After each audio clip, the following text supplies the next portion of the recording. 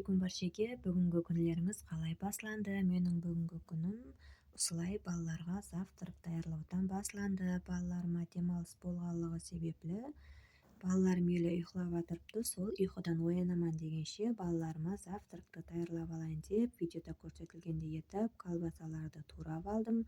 Колбасалар турап болғаннан кейін болса тарелкеге жайғастырып алдым. Холодильникті ашып қарасам аз ғана пирожный бар екен. Бұл пирожныйды қап қоймасын деп оны да салып алдым. Қасына қосымша болсын деп сармайды да салып, үстіне ұсынды әйтеуір бір затлар істедім. Короче айтқанда енді қара чайды демлеп жатырппын. Біздің балалар біреу қара чай ішеді, біреу көк чай ішеді. Сонымен қара шай менен көк шайды да демлеп жатырппын. Қара шайым дайын болайын деп жатырыпты. Сүтін құйдым. Осы жерде болса һәмме затты жайғастырып дастарханға апарып чайларымызды бір қатар ішіп алдық. Чайларымызды ішіп болғаннан кейін далаға шықсам погода зор болып тұрған екен.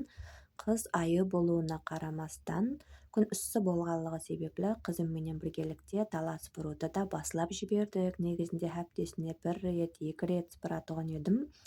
Қазір енді күн суық болғанлығы себеплі сыпыра алмай жүрген едім. Бүгін погода зор болғанға қызым менен біргелікте сыпырып алайын дедім. Осы жерде қызымның аяғы ылай болды. Сонымен екеуміз айқасып даланы сыпырып басладық, достар.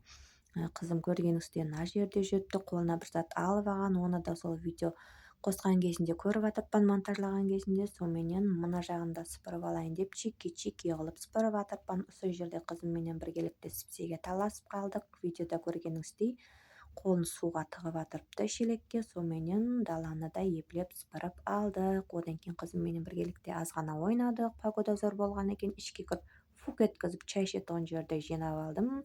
Одан кейін болса балалар бөлмесінде фук еттіріп жинап алдым. Одан кейін әбеткі ауқатты пісіруге кірістім. Қызып тұрған майға пияз бенен көшті салып, аз ғана қуырып алдым. Әмдер жақсылап араластырып алдым қуырылмаланып отырған кезінде. Одан кейін үстінен кешір салдым. Аз ғана қақпағын жауып қойдым. Үйде аз ғана болгарский бұрыш бар екен.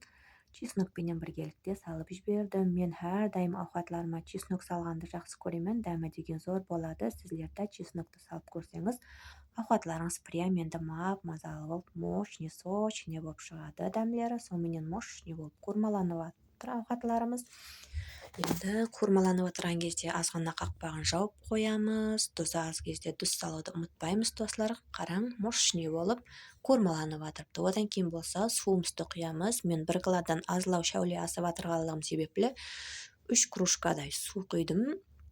Әмде қазанды қайнатуға жібердім. Қазанымыз мощный болып қайнап жатырыпты. Сорпалары қайнағаннан кейін үстіне осылай күрішімізді саламыз. Күрішімізді салып, тұзын көреміз. Менде тұзы азлау екен, қосымша тұз салдым осы жерде.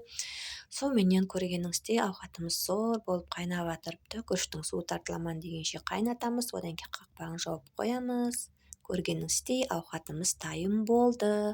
Ауқатымыз мощный, сочный болып шықты. Егер менің видеоларым ұнап жатырған болса, сіздерге лайк басың, комментария жазың, һәмде маған подписаться болуды ұмытпаң, достар.